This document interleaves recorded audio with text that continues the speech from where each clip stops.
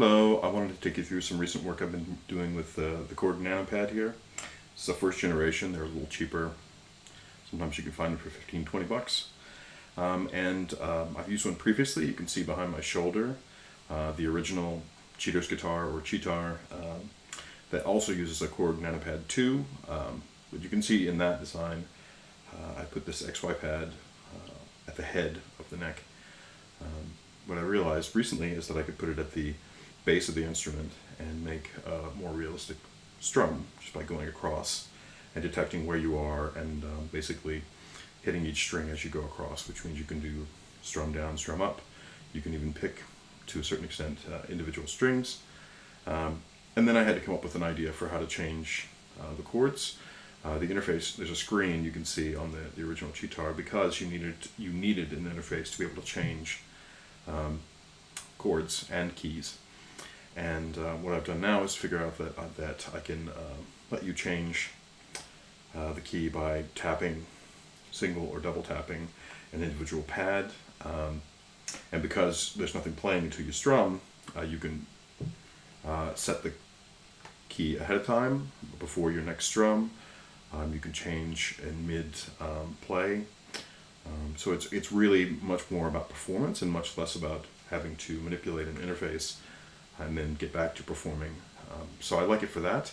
What I also like is that the original cheatar had its own built-in kind of logic. So when you pressed a note, it would decide how fast a strum to play based on how hard you'd pressed.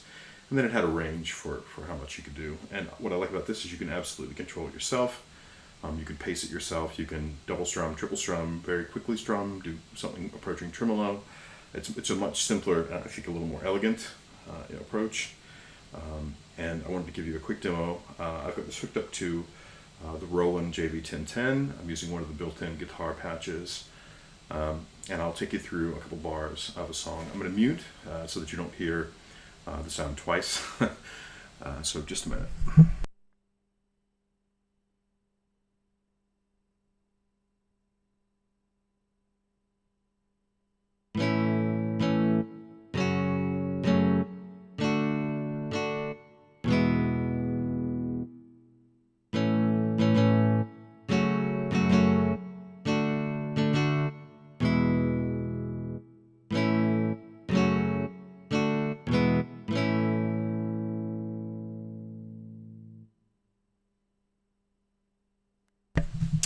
So, as you might guess from that nice quality, I'm pretty pleased with what this does.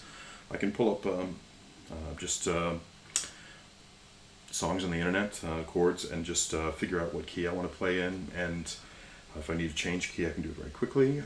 So, although I still am working with a real guitar in the background, I do like this for quickly playing around, and also it's more something that my son could play with.